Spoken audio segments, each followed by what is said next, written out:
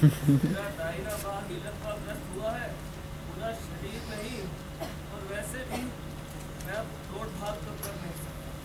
कम से कम लिखने पढ़ने का काम तो मैं कर ही सकता हूँ, वो मैं कर रहा हूँ। और ये क्या सेठ जी, आपने दवाई नहीं खाई ना? अभी खाइए आप दवाई। अरे सावित्री, मैं तो अपने काम है वो कर लो, जहाँ रखी है मैं अभी खाने ही वाला। नहीं नहीं, आप दवाई अभी खाइए, वरना मेरे पलटते ही आप फिर से लिखना शुरू कर देंगे। लीजिए दवाई।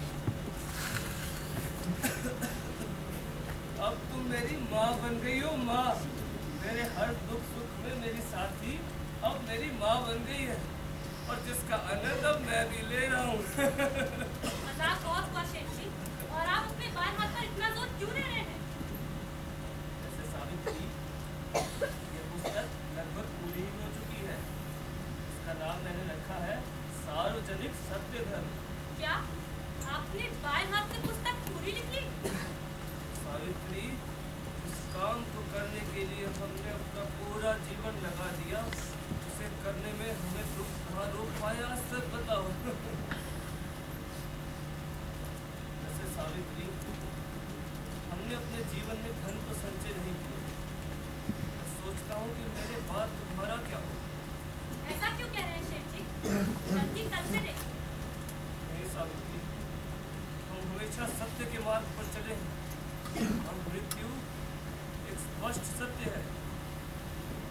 मैंने वसीयत बनाने की सोच ली। वसीयत? हाँ सावित्री, वसीयत। मैंने कुछ लिखा भी है, थोड़ा आगे आओ। सावित्री, हम दोनों की मृत्यु के पश्चात हमारी सब चल अचल संपत्ति का मालिक यशवंत होगा। मेरे नाती रिश्तेदार उसे चैन से जीने नहीं देंगे, और मेरी यही इच्छा है कि हमारी मृत्यु के पश्चात दीन दलितों, दबे पिछड़ों, शूद्र अतिशूद्रों को इस समाज में आगे लाना ही मेरे पुत्र का परम कर्तव्य रहे। और एक और बात सावित्री, हमारी मृत्यु के बाद हमारी अंतिम क्रिया भ्रमणवादी तरीकों से नहीं होगी, सिर्फ सत्य शोधक समाज के नियमों द्वारा होगी। ऐसी हालत में भी आप इतना सोच रहे हैं सेठ जी? इतनी तकलीफ उठा रहे हैं? ऐसे सावित्री, अभी बहुत काम बाकी है। अभी चुप बैठने से कुछ नहीं होने वाला। इतना काम बाकी है कि आपकी और मेरी सारी जिंदगियां लग भी जाए तब भी पूरा रहे। अच्छा सेठ जी, अब इतना ना सोचिए, आराम कीजिए। वैसे सावित्री, कल सुबह उठ जाना। मेरे बेटे यशवंत की मछली के खेतों पर जाने की बड़ी इच्छा थी। हाँ हाँ, याद है मुझे, लेकिन अब आप सो जाइए। मैं तो शायद कभी न जाऊँ। और सचमुच सेठ जी दोबारा कभी मांझरे के खेतों में नहीं जा सकते।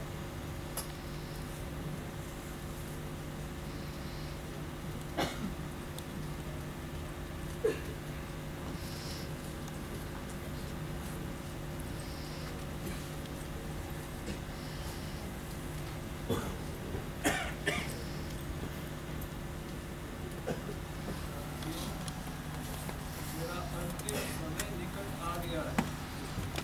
मैंने अपने जीवन में जो कुछ करने की कोशिश की, उसे पूर्ण करने का प्रयास किया, पर इतने से मैं संतुष्ट नहीं हूँ। अभी बहुत काम बाकी है।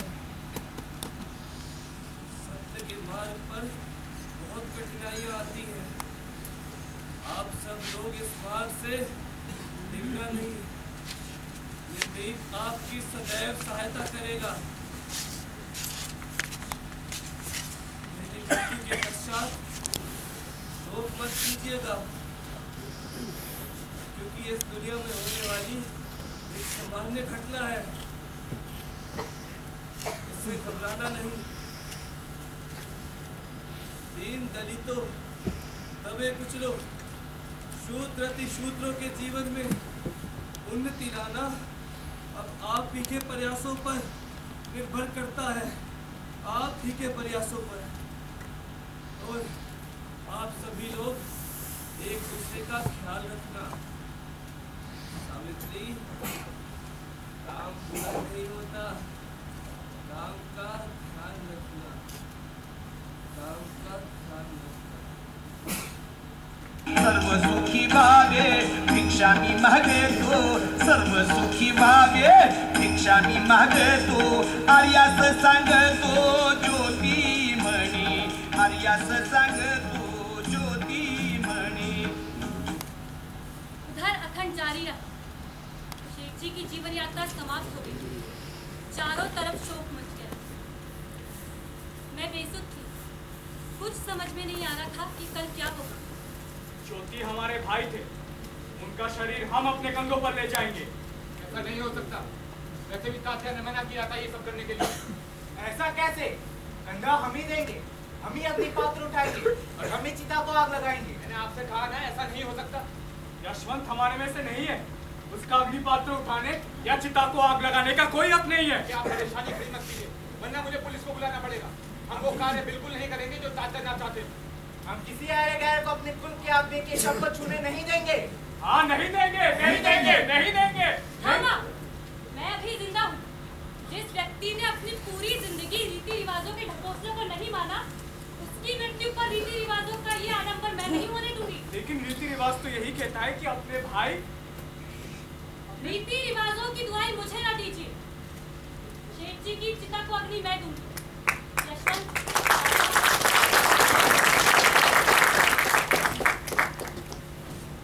जय सत्य, आदि सत्य जय सत्य, जय सत्य, आदि सत्य जय सत्य, जय सत्य, आदि सत्य जय सत्य।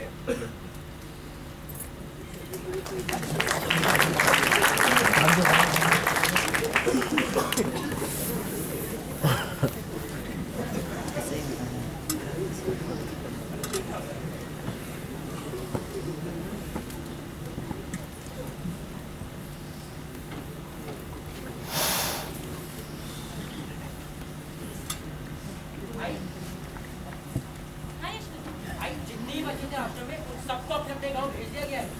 ये अच्छा किया यशवंत। अब चार का काम शुरू कर देना चाहिए।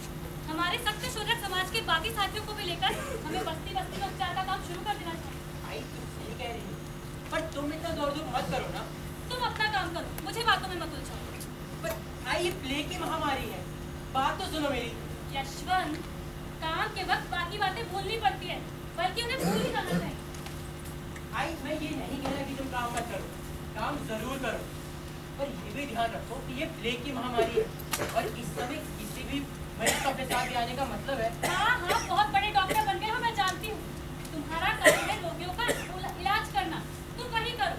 काम के वक्त यह करूँ यह ना करूँ, यह सोचना ज्योतिबा सावित्री के बेटे का काम नहीं है। और यह तुम मुझे समझा रहे हो। आई बात तो सुनो आई। यशवंत, काम पहले। आई मैं मरने के तैयार हूँ आई, मैं जाऊंगा बस्ती। मैं बस इतना कहता हूँ आई, तुम मत जाओ। यशवंत, एक ना एक दिन तक तो मरना ही है, और ऐसे में अगर तुम मुझसे पहले भी चले गए तो भी कलेजा पक्का करके मैं सह लूँ, लेकिन काम नहीं रुकना चाहता। अच्छा, अब चलो, काम हमारा इंतजार कर रहा हूँ। आई आई रुको आई आई।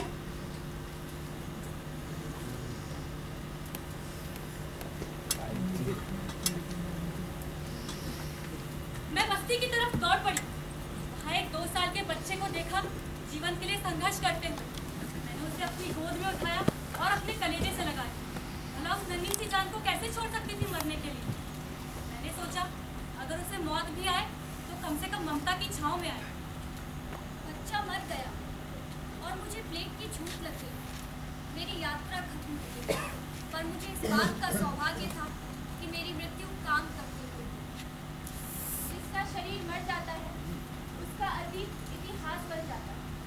उसका काम लोगों को विश्वास देता है, उसका विचार लोगों को जगाए रखता है। और इसी बात को मैं बार बार दोहराती हूँ, लेकिन क्या मुझे इसी बात को बार बार दोहराना होगा? आज मैं आप लोगों से बातें करने क्यों आई हूँ? क्यों मैंने इन लड़कियों का माध्यम लिया? मैं तब तक आती रहूंगी आप लोगों से बातें करने जब तक कि भारत में विधवाओं के लिए वृंदावन जैसी जगह है, जब तक कि भारत में जीबी रोड और सोनागाछी जैसी जगह आबाद, तब तक आप लोगों के बीच आती रहूंगी जब तक कि यहाँ लड़कियों को शिक्षा में बराबरी का अधिकार नहीं मिल जाता, संपत्ति में बराबरी का